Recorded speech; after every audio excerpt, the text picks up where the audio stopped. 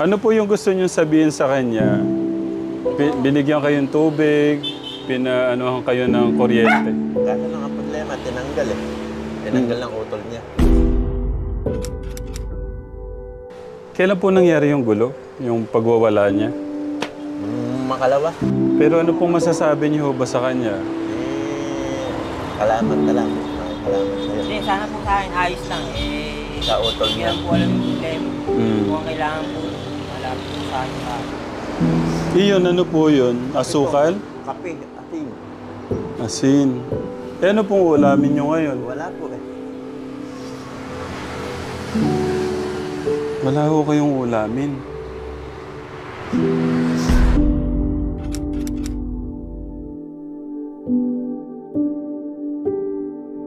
Parang gusto kong maiyak doon sa ano, yung wala siyang ulam. Asin na lang yung...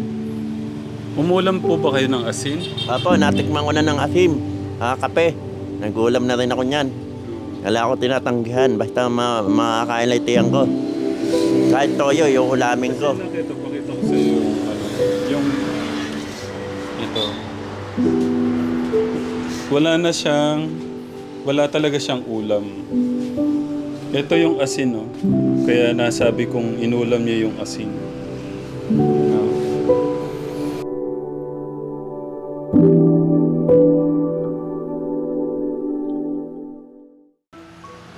Kuya, kausapin ko lang yung kapitbahay, no? Okay. So, yun nga po yung ano, katekram, yung kanilang bagong kapitbahay na nagkaroon po ng konting ano po, konting problema.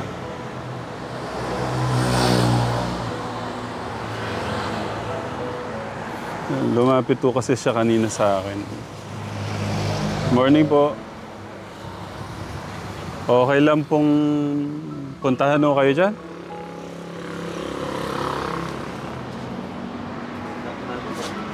Morning po. Ay, sige po. Pwede pong magdamit kayo, kuya? Apo, hindi po. Alakasa po, ala po ako upuan po dito eh. Okay lang. Kuya.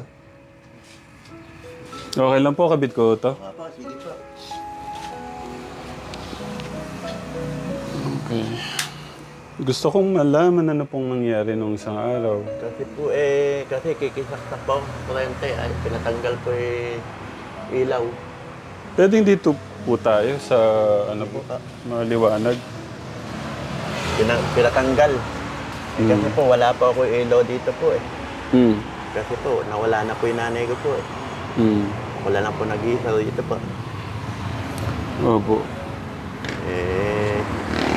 Kaya po, wala pa akong anak buhay. Vulcanize lang po. Hindi pa ako napag-aral.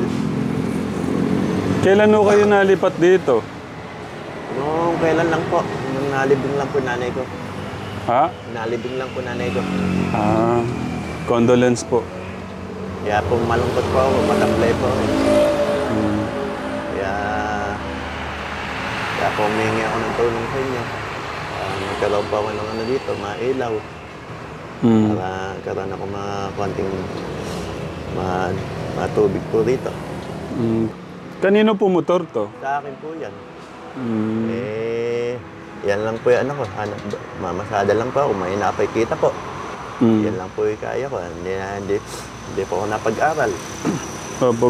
Okay lang pong malaman ang pangalan niyo, kuya? Apo, Jerry Reyes po.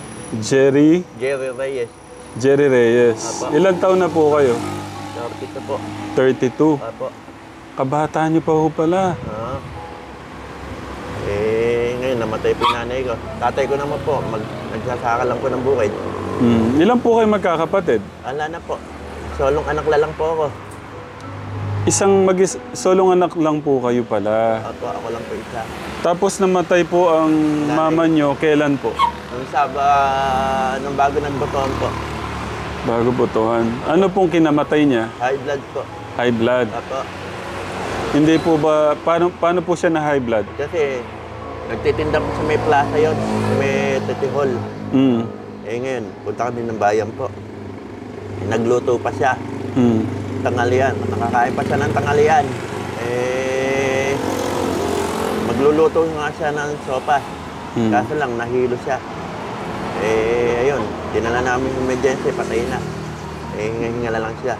Ah. Hindi na siya mano. Yung papa po nyo, nasaan? Andiyan po siya, may bukid po dyan, kabila. Ah, ilang taon na po ang papa nyo? May 40 na po. Ha? 60 po. 60. Apo. Hindi nyo ko kasama. Hindi po. Kasi po, may ginagawa po sa kabila yun. Bahay nyo po yun. Bahay po niya. Paano po ba? Ayaw ko kayo makasama ng tatay nyo? Parang gano'n na nga rin po. Bakit? Mamuhay na lang daw ako sa sarili. Ano po kaya yung problema? Ba't tayo po kayo makasama ng papa nyo? Yung nga po, hindi ko po alam po kasi may bahay naman daw dito. Wala daw tao. Dito lang daw ako tumira. Opo. Ito pong bahay na to, kanino to bahay? Kasi nung nagpupunta ho kami dito, puro damo, sukal. Kanino po to bahay? Sa inyo? Sa ali ng tatay ko. Ha? Sa ali po. So, lupa nyo ho to? Kapraso lang po yan, kapraso lang. Hindi po hati-hati po sila dyan. Hati-hati pa. Apo. Pero ibinigay na ho to sa inyo? Hindi pa po. Okay. Pero ang swerte po nyo kung sa inyo to lupa kasi mahal po yung lupa dito. Mabalik po ako mabalik po ako kay papa nyo. Bakit kaya ayaw ko kayong kasama?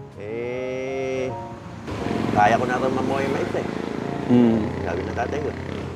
Sabi ko naman, sige, mamuhay na lang ako maisa. Sabi ko. Sino po ngayon kasama ng papa nyo doon sa bahay nyo? Siya lang din po. Siya lang mag-isa? Apo. Pumunta-punta naman po ako doon. Amin. Nasaan po yung asawa nyo? Sa Laguna po. Laguna. San Pedro po. Ilan po anak nyo? Isa po. Isa. Ilang taon na po siya? Mag-6 na po. 6 na taon na. Ano po ba? Iniwan nyo sila? Hindi, nagtinda muna sila po ng Sampaguita. Titinda muna po sila. Nang Sampaguita. Apo. Wala po ba kayong problema kaya iniwan kayo? Wala po kasi ako hanap buhay. Kaya umuwi muna po sila. Yun po.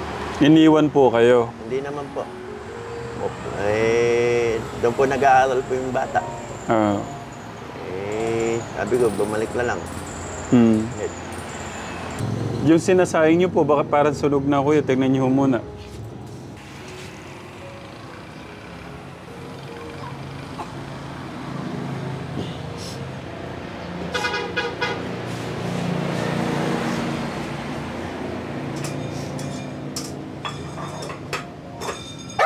Yeah.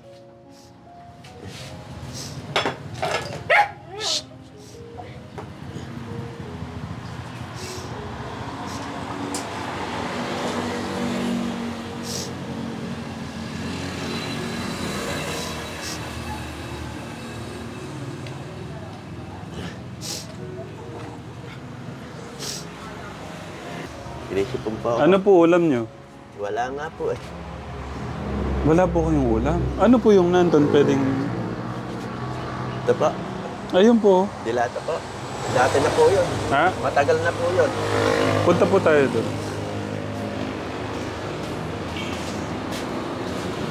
Dilata, sardinas po yan. Po. Hindi na po nakain. Iyon, ano po yun? Asukal? Kape, asin. Asin. Ano pong ulamin nyo ngayon? Wala po Wala ho kayong ulamin.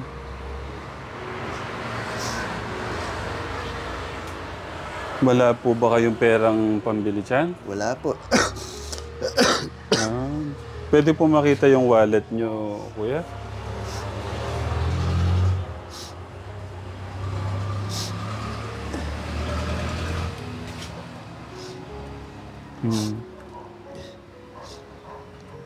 Wala po.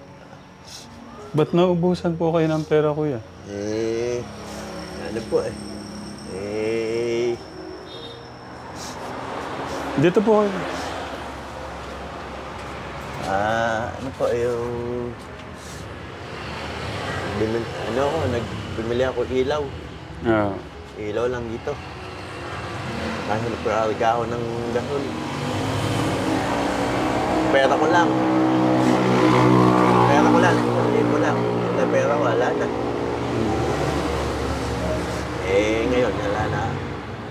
Ngayon, wala na akong pera. Ah. Kaya po ngayon, wala ako ilaw. Sorry sa nangyayari sa buhay niyo, kuya. Ibigay ko na to, wala siyang ulam. Buti may natirang isang corn beef ka, Tekram.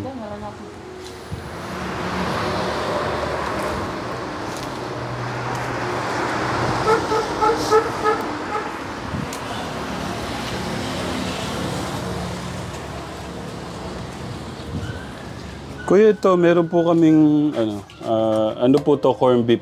Salamat. Galing po Jollibee.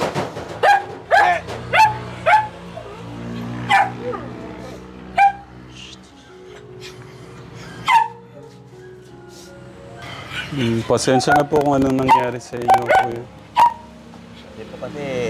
Ano po yung gusto niyo sabihin sa kanya? Binigyan kayong tubig, pinaanohan kayo ng kuryente. Kaso lang ang problema, tinanggal eh. Tinanggal ng utol niya. Sa kanya, ano pong gusto niyo sabihin sa kanya? Sabi ko salamat na lang sa kanya. Kaya gusto ko nga ako magkaroon ng tubig dito, ilaw. Kailan po nangyari yung gulo? Yung pagwawala niya? Makalawa. Pero ano pong masasabi niyo ba sa kanya? Salamat na lang.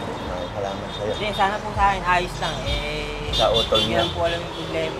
Kung kailangan po, malapit po sa akin. Ano pong gusto niyo sabihin sa utol niya? Ngayon hindi na ako Hindi, ano yun lang po, magpasensyahan nyo lang po kasi ako lang din po yung...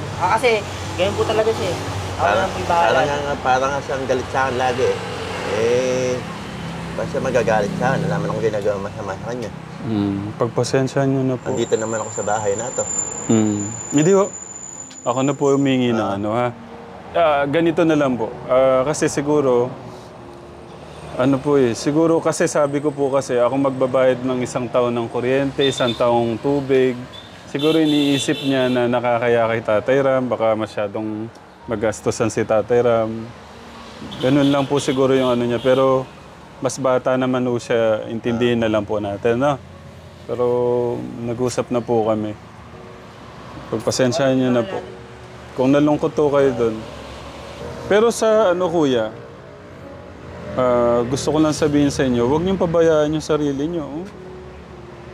Nawala po yung nanay ko, tumamlay katawan ko. Lumungkot ako. Ha? Para lumungkot ako. Kasi yun lang nagmamahal sa akin, nanay ko. Nangihingi ako ng pera, yun lang nagbibigay sa akin. Nangangailangan ako, lumalapit ako, yun lang nagbibigay po sa akin. Ngayon, wala na po yung nanay ko, nakatahimik na po siya. Sana gabayan na lang niya ako, kahit nasaan naman siya ngayon. Mahal na mahal ko siya. Huwag na lang niya ako pabayaan. Yun na lang. Ano po ba parang inasa niyo yung buhay niyo kay mama niyo? Kasi pinapagalitan ako ng tatay ko. Doon ako tumatakbo sa kanya. Wala akong pera. Yung nagbibigay sa akin. Nangangailangan ako. Kumari pupunta ako ng Laguna. Bibigyan niya akong pera. Patago lang. Hindi niya sinasabi sa tatay ko. Kasi ang tatay ko magagalit. Sinabi niya. Mag-aaway sila. Hindi niya sinasabi. Ano po yung parang natutunan niyo ngayon sa buhay po niyo? Natutunan ko sa buhay ko para tumayo ako sa sarili kong paa. Siyempre, wala na siya. Anuhin ko lang, hindi ko pababayaan yung sarili ko. Nandyan lang naman siya, lagi niya ako binabantayan. Masabi ko sa kanya, mahal na mahal ko siya kahit wala na siya. Sana mapatawad niya ako sa ginawa kong kasalanan sa kanya. Lagi ako sumasagot sa kanya. Yun lang po. Gusto ko malaman po, ano po yung mga kasalanan?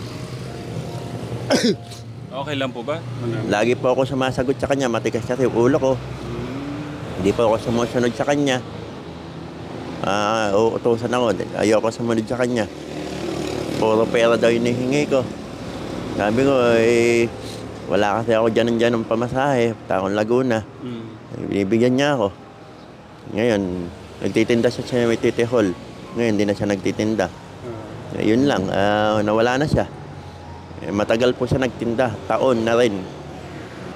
Ang problema kasi, Kategram, pagka sa sobrang pagmamahal na natin, binibigyan na natin lahat sa anak natin, hindi natin sila natuturuang maging matatag, nagiging matalino. Ang hirap po kasi ng ganun parang inaasa lahat sa magulang. Kasi mawawala rin sila So, kailangan nating matuto. Kailangan nating turuan yung mga anak natin talaga. Para maging mas matatag, tumibay sa kanilang sariling buhay. Kasi hindi naman talaga buong buhay makakasama natin yung mga anak natin. Mas maganda nakikita natin sila talagang palaban, lumalaban kahit silang mag-isa lang kuya. Kay papa nyo, pwede po bang malaman ano po yung galit nyo kay papa nyo? Sa tatay ko naman, mabait naman po yun. Madiwara lang siya. Mabunganga lang siya. Ayoko sumunod, pinalalayas ako. Yun naman. Gusto niya puro trabaho, walang pahinga. Ayaw ko naman. Siyempre, mamahinga naman ako. Ngayon sinabi ko, magbubulkanis ako. Tatayo ako sa sariling pa ako. Siyempre, wala na yung nanay ko. Titiisin ko, tanggapin ko na wala na. Siyempre, dito na ako tumira. Dito niya ako pinatira. Pilitin ko lang at wala na yung nanay ko. Lagi naman ako binabantay ng nanay ko na kahit nasa naman siya. Masabi ko, mahal ko naman yung tatay ko. Kanina ka, Tekram, parang gusto kong maiyak doon sa yung wala siyang ulam, asin na lang yung... Umulam po ba kayo ng asin? Apo, natikman ko na ng asim, kape. Nag-ulam na rin ako niyan. Wala ako tinatanggihan, basta makakain lang tiyang ko. Kahit toyo, yung ulamin ko. Kasi pakita ko sa iyo yung ito. Wala talaga siyang ulam. Ito yung asin, Kaya nasabi kong inulam niya yung asin. Kaya yan ang sinasabi natin, Kuya. Gaya nun, hindi ko kayo sumusunod sa mga magulang. Pinalayas ko kayo. Kay Kuya Jerry, gusto ko lang malaman, ano po yung gusto nyong itulong po sa inyo? Sana po, mapaayos po bahay po natin. Magkaroon po siya ng kurente, tubig. Magkaroon ako mahigaan po rito. TV, para may libangan po. Opo. Magkaroon ng konting negosyo po rito. Yun po yung TV, kama, kuryente, tubig, tsaka pagkain. Pagkain po. Pangsimula. Magkaroon sana ako electric pan. Electric pan. Siguro ceiling pan na lang po. Para Ayan po yung nanay ko. Yung namatay po, ito. Ayan po yung nanay ko. Anong mapapayo mo sa kapitbahay natin ngayon? Pag-ingatan niya po yung sarili niya, tsaka kung may gusto po siya, hayaan po natin po yung matutulong natin. Gusto ko lang marinig ang maipapayo mo kay Kuya. Para makaligo ka na. Thank you, Kuya. Isa lang po sinabi natin, pag-ingatan yung sarili nyo. Kasi kung wala tayong pag-iingat sa sarili natin, ganyan. Pero nandiyan na yung Kuya, makakabawi pa tayo. Naniniwala ako na basta lumapit ka sa kanya, walang imposible. Makakabawi tayo. Kaya nga po nitibayan ko yung loob ko Lalakasan ko Pero kilala niyo po siya. Kilala ko siya. Pagka nagdadasalo kayo, gusto ko malaman ano po sinasabi niyo kay God. Sabi ko, humihingi ako ng tawad sa inyo. Sana bigyan niyo akong araw-araw pagkanin ko. Ay, lakasan niyo po yung loob ko. Tibayan niyo, ingatan po sana ako. Huwag niyo ako pababayaan. Sabi ko, gabayan niyo na lang po ako. Kada nung mayari sa akin, ingatan niyo na lang ako. Yun lang. Kuya Jerry, ano yung pwede nating i-share na aral ng buhay sa mga makakapanood ng kwento ng buhay mo? Sana maganap ko sa pakailanman. ang buhay ko. Sana ang buhay ko, kahit nag-iisa ako, pipilitin ko pa rin magsikap. Sana mapaganap. Sana maano ko sa pagkailanman. Ba't gusto niyo pong ma-feature sa magpakailanman, kuya? Yung nga po, dati, hindi ako napag-aral. Nabulak-bulak ko dati. Namamayabas ako. Kaya wala pa ako napag-aralan. Ngayon, sumikap ako. Ngayon nga po, nagpa-vulcanize ako doon sa Anyata, Deponso. Ngayon, ginagawa yung kasada. Ngayon, nalipat na ako dito. Kaya nga po namin dito. Ngayon nga po, namatay nga po yung nanay ko. Ayun, wala na. Kaya tatayo ako sa sarili kong paa. Sikap ako. Yun lang. Pipilitin ko. Kuya Jerry, ganito. Pagdadala kita ng grocery, no? Kung ano yung kailangan nating maitulong sa'yo. Mas maganda siguro, Kuya Jerry, kain ka muna. Para ano? Okay na, mamaya na po kakain. Kaya ko pa naman. Hindi pwedeng kaya mo pa naman. Anong oras na? Kumain ka muna, Kuya. Sige na. Pakinggan mo na ako. Kain ka muna. Please lang po, Kuya. Ilang araw po kayong umulam ng asin? 2 araw po, 3 araw lang. 3 araw yung ulam niya, Katekram, asin. Kasi nung isang araw pa daw po yung...